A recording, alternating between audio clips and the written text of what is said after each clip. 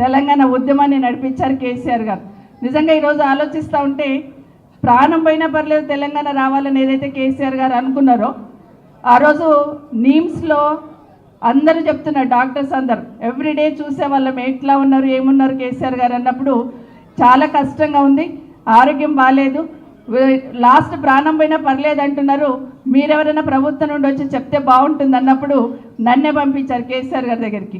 నేను కేశవరావు గారు ఇంకా కొంతమంది వెళ్ళినట్టున్నాం. ఆ రోజు వెళ్ళినప్పుడు నిజంగానే కళ్ళల్లో ప్రాణాలు ఎప్పుడు పోతుందో అన్నట్టు అంత దీనంగా బెడ్ మీద చూసినప్పుడు బాధ అనిపించింది. అన్న మీరు విరమించండి నిరాహార దీక్ష అంటే, ప్రాణం పోయినా పర్లేదు కానీ నేనైతే దీక్ష విరమించను, మీరు పైకి ఇన్ఫార్మ్ చేయండి, తెలంగాణ వస్తే చాలు, నాకు ఈ పార్టీ వద్దు ఉద్యమం వద్దు నాకు పేరు కూడా వద్దమ్మా, తెలంగాణ రాష్ట్రం వస్తే చాలన్నారు. కానీ ఆ రోజు పోస్ట్పోన్ చేసిన సందర్భంలో శ్రీకృష్ణ కమిటీ అని ఫామ్ చేశారు. శ్రీకృష్ణ కమిటీ ఫామ్ చేసిన తర్వాత అస్సలు కేసీఆర్ గారు ఉద్యమాన్ని నడిపించారు, అందరిని ఇన్వాల్వ్ చేశారు, అన్ని పార్టీలను ఇన్వాల్వ్ చేశారు, అన్ని సంఘాలను ఇన్వాల్వ్ చేశారు, అన్ని కులాలను ఇన్వాల్వ్ చేసి సకల జనులను అందరిని ఇన్వాల్వ్ చేసి తెలంగాణ రాష్ట్రాన్ని సాధించే దిశగా పోయిన సందర్భంలో చాలామంది అమరులు అయినారు. వాళ్ళందరి త్యాగం కూడా ఎప్పటికీ మర్చిపోము, ప్రతిసారి వాళ్ళని గుర్తు చేసుకుంటుంటాం.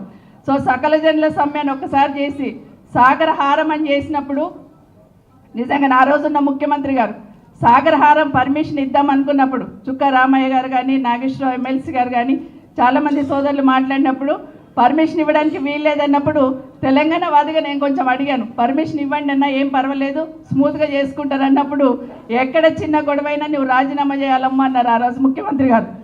దాన్ని కూడా కన్విన్స్ చేసుకొని పోతే నిజంగానే ఆ రోజు ప్రోగ్రామ్ అయితే 11 గంటల వరకు హైదరాబాద్లో ఎక్కడ చూసినా తెలంగాణ బిడ్డలు తెలంగాణ వాదులే ఉప్పెనలాగా ఉరికొస్తూ ఉంటే నిజంగా వణికిపోయినారు ఆ రోజున ప్రభుత్వం. ఆ రోజు ఇవన్నీ కూడా ఒకటి గుర్తు చేసుకున్న సందర్భంలో తెలంగాణ రాష్ట్రాన్ని సాధించిన రోజు చాలా సంతోషపడ్డాను. నిజంగానే చాలా గొప్పగా ఆ ఫీల్ అనేది ఎక్స్ప్రెస్ చేయలేకపోతాం. అదే కాకుండా మొదటిసారి తెలంగాణ రాష్ట్రంలో అసెంబ్లీ స్టార్ట్ అయినప్పుడు నేను బాధపడ్డాను, ఎందుకంటే నేను అందులో నేను భాగస్వామ్యం కాలేకపోయానని. నిజంగానే తెలంగాణ రాష్ట్రంలో అసెంబ్లీలో మళ్ళీ నేను అడుగు పెడతాను అనే లెవెల్లో అనుకున్న సందర్భంలో నా నియోజకవర్గ ప్రజలు నన్ను అక్కడ పంపించారు. నిజంగా వాళ్ళందరికీ ధన్యవాదాలు తెలియజేసుకుంటూ, ఖచ్చితంగా తెలంగాణ వచ్చిన తర్వాత కేసీఆర్ గారు ఆరోటం చూశాను. ఒక 2 విషయాలే చెప్తాను. ఒకటి, కాళేశ్వరం లాంటి ప్రాజెక్ట్ కట్టున్నారు కేసీఆర్ గారు, ఈరోజు దాన్ని ఎట్లాగూ విఫల ప్రాజెక్ట్ అని చేసే ప్రయత్నం చేస్తూ ఉన్నారు. కానీ అదే కాళేశ్వరం లాంటి ప్రాజెక్టులో ఒకరోజు కేసీఆర్ గారు ఒక మీటింగ్లో ఉన్నప్పుడు చెరువుల కుంటలన్నీ నింపుకోవాలని చెప్తున్న సందర్భంలో నల్లగొండలో ఒక చెరువు నింపలేదని చెప్పేసి అక్కడున్న మంత్రి గారికి ఫోన్ చేసి ఇమీడియట్గా చెరువు నింపమని చెప్పినారు. ఆ సందర్భంలో ఒకటి అడిగా నేను, అన్న మీరు కాళేశ్వరం పూర్తి చేశారు, పాలమూరు రంగారెడ్డి కూడా పూర్తి చేస్తే బాగుండేదంటే